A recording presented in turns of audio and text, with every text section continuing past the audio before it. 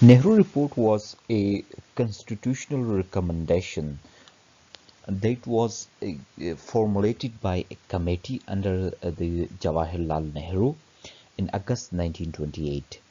Actually, just before the publication of Nehru Report, Simon Commission came to India, and you know that Simon Commission was highly criticized, and all sections in India had condemned Simon Commission. Only a fraction of Muslim League was supporting. That fraction was led by Sir Shafi, although some very prominent political figures were also aligned with Sir Shafi, but the major fraction of Muslim League, which was led by the Muhammad Ali Jinnah, had opposed Simon Commission, and in this way, and Congress had also opposed the Simon Commission. So Simon Commission was failed. And when Simon Commission was failed, the task was given to the Indians to formulate a unanimous constitution for themselves. And to formulate the constitution or the constitutional recommendation, a committee was set up, and that committee had published a report in August 1928. That report is called the Nehru Report. This report holds an immense importance in the constitutional history of India because this was the representative of the Congress, and this shows that how Congress was not working for the interest of minorities as well. So let's see. The Simon Commission came to India in 1927, and they submitted a report after a thorough research, although their research was very limited because most of the Indians had condemned Simon Commission. One of the major reasons for condemning Simon Commission was that no Indians were present in the Simon Commission. We had already discussed the Simon Commission in another clip. Please do subscribe to our channel and visit that clip as well. And when Simon Commission report was presented in Parliament on October 1927, the Secretary of State for India declared in Parliament that the Indians are so divided. Indians are divided, opposed, and fed up of each other. Indians are divided into different segments, different fractions, and those fractions oppose each other. They are not ready to unite, and they are fed up from each other to such extent that they are unable to produce a unanimously accepted constitution. So the Secretary of State for India blamed Indians that Indians are divided, Indians opposed each other, and Indians are fed up of each other. So that's why they are unable to produce a unanimously accepted constitution. Now the task was given to Indians since the Simon Commission was failed. So now it became the responsibility of Indians to formulate a unanimous constitution. So Congress called an APC, a all parties conference, to set up a draft committee. So that draft committee will draft a draft bill that will be later on accepted and made a constitution. So a draft committee was set up in February 1928. The committee was headed by Motilal Nehru, who was the chairman of the committee. Motilal Nehru was the chairman, while Jawaharlal Nehru was the secretary. In this way, the Nehrus, both the senior Nehru and junior Nehru, father and son, were leading the committee. Father was the chairman and the son was the secretary. So the leadership of the committee was congested to only one house. And the other members include Sir Tej Bahadur Saprao, G.R. Pradhan. G.R. Pradhan was also member, and M.R. Jekar, he was also a member. N.A. Joshi was a member, Sir Ali Imam and Shoaib Qureshi. Two Muslims were included in the committee, Sir Ali Imam and Shoaib Qureshi. Although Muslim League and various other Muslim fractions had reservations on Sir Ali Imam and Shuaib Qureshi, it's not because Sir Ali Imam and Shuaib Qureshi were not competent. They were really competent people, but they had been in England for a long time and they had no contacts with Indian masses. That's why they were unaware about the sentiments of Indian Muslims. They didn't know what Indian Muslims want. They were completely in dark. They had no idea about the sentiments of Indian Muslims.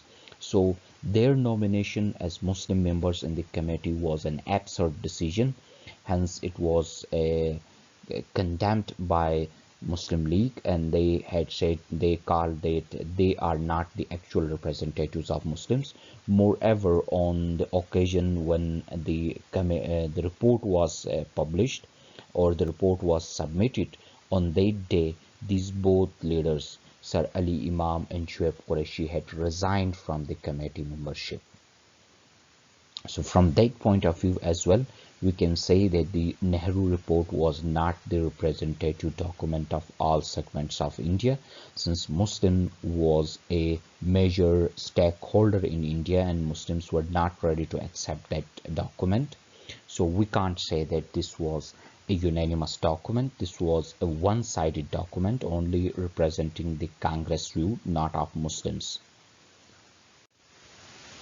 Now let's see the main points which were said in the Nehru Report. First, it was said that a full responsible government on the model of the constitution of the self-governing dominions be introduced in the subcontinent.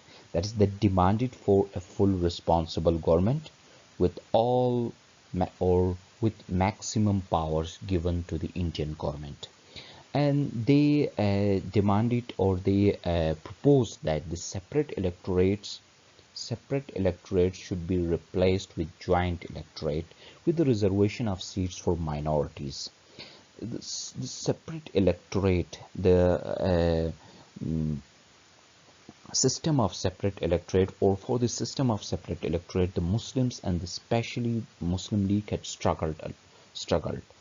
And this was granted in 1909 after a long struggle by Indian Muslims, and they were not ready to lose separate electorate, the facility of separate electorate, while the Nehru Report recommended that this must be replaced with the joint electorate, which was obviously not acceptable to minorities.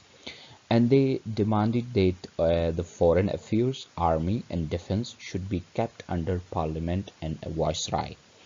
And previously these three subjects, the foreign affairs, army and defense, were under the British government, and they continued under the British government rather till 1947.